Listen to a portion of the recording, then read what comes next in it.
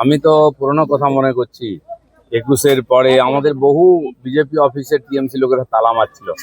তো তখন প্র্যাকটিস করেছে, এখন কাজে আসছে, নিজেদের পার্টি অফিসে তালা মারছে। আমি খড়গপুরেও দেখেছি, যারা টিএমসি করতো তারাই টিএমসি অফিসে তালা মারলো, টিএমসি অফিস ভাঙলো। এতে আমাদের কোনো রোল নেই। সাধারণ মানুষ যাদেরকে একদিন ক্ষমতায় বসিয়েছিল, আমি তো বলবো উল্টো, সাধারণ মানুষকে বাদ দিয়ে যারা ক্ষমতায় বসেছিল রুট, তারা আজকে বিরোধী আসনে বসার সুযোগ পাচ্ছে না। যারা বিরোধী হিসাবে সুযোগ পেয়েছে তারা সেই দায়িত্ব পালন না করে আগামী দিনে মানুষ দেখবে তো। ভবনের রেজিস্ট্রেশনটা ফিরহাদ হাকিমের নামে দাবি করছেন মালিক। মালিক এর আগে একবার ওই বাড়িতে নিজের যে তালা, সেই তালা দিয়ে ওই বাড়িটা ওনার তৃণমূল কংগ্রেসের তরফ থেকে তিনি বাড়িটাকে ক্লোজ করতে চাইছেন। কালকে আবার সেখানে সেই তালা ঋতব্রত, তৃণমূলের ঋতব্রত ভেঙে দিয়েছে এবং বাড়ির মালিক বলছেন এটাও তো বেআইনি, কারণ বাড়িটা তো আমার, আমি তো কাউকে ভাঙতে বলিনি তালা। হ্যাঁ, এতদিন তাই হয়েছে। দেখুন, পাড়ার টিএমসির 2 গুন্ডা বম মারতো, সাধারণ মানুষ মারা যেত। এখনো অভ্যাস যায়নি, সে অত্যাচার সাধারণ মানুষের চলছে। বাড়ির মালিক বাড়ি দেবেন কিনা টিএমসি কে, কোন গ্রুপকে দেবেন, তার কোনো বলার অধিকার নেই। নিজেরা বাড়ি দখল করে গায়ের জোর দেখাচ্ছে ওখানে, খুবই অন্যায়। আমার মনে হয় এর বিরুদ্ধে আইনি ব্যবস্থা হওয়া উচিত। সেবাশ্রয় নিয়ে ভাইপো ক্রমশ ফাঁসছে। এবার সেবাশ্রয় নিয়ে ডায়মন্ড হারবারের সাধারণ মানুষ মুখ খুলতে শুরু করেছেন। হাতুড়ে চিকিৎসক, হোমিওপ্যাথি চিকিৎসক, তাদের দিয়ে অ্যালোপ্যাথির ওষুধ লেখানো হতো প্রেসক্রিপশনে। দেখুন, এইসব খুবই গুরুতর অভিযোগ। মানুষের জীবনকে নিয়ে ছিনিমিনি খেলা কেবল রাজনৈতিক স্বার্থে। কি লোকের সেবা করছে, ডায়মন্ড হারবার মডেল বলে সারা দুনিয়ায় প্রচার করা হলো। আমরা তখন থেকে এটা নিয়ে মজা করতাম। ডায়মন্ড মডেল যত অপকর্ম, যত কুশাসন, সেটা হচ্ছে ডায়মন্ড হারবার মডেল। সেটা এখন প্রমাণ হচ্ছে।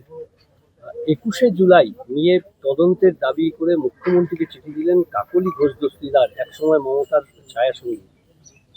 দেখুন, 21শে জুলাইয়ে তখন কংগ্রেসিরা আন্দোলন করেছিলেন, যারা মারা গেছিলেন যুব কংগ্রেসের কর্মীরা মারা গেছিলেন।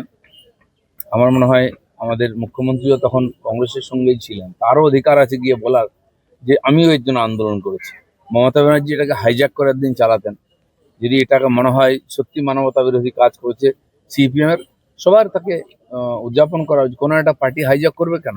যে যুবকর্মীরা গণতান্ত্রিক আন্দোলনে প্রাণ দিয়েছেন, তারা শহীদ, তাদেরকে আমরা সবাই সম্মান করি। কে যেন তাদেরকে জোর করে হাইজ্যাক করে না নিয়ে যায়। নিশ্চয়ই যখন চিঠি এসছে, মাননীয় মুখ্যমন্ত্রী বিষয়টা বিচার করবেন। গ্রেপ্তারির ক্ষেত্রে যে তৎপরতা, পুলিশের চার্জশিটে সেই তৎপরতা বা সেই পর্যাপ্ত তথ্য নেই বলে অপরূপা পোদ্দারের হাজবেন্ড, যার রামনবমীতে ইন্ধন এবং হিংসার সরাসরি অভিযোগ ছিল, তিনি কালকে জামিন পেয়ে গেলেন।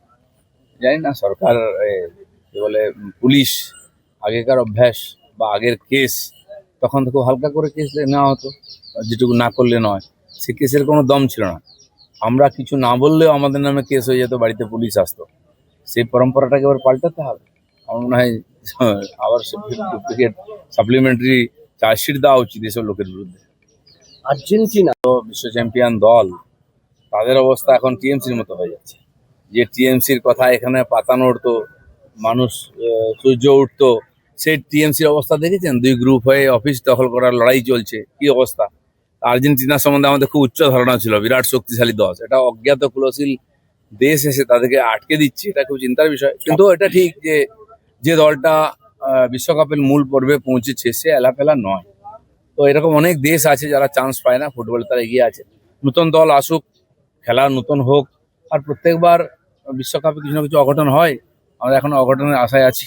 তৃণমূলের রঙও নীল সাদা, আর্জেন্টিনার নীল সাদা। হ্যাঁ, তো নীল সাদা রং মুছে ফেলো, বাবুলদা গান গেয়েছিলেন।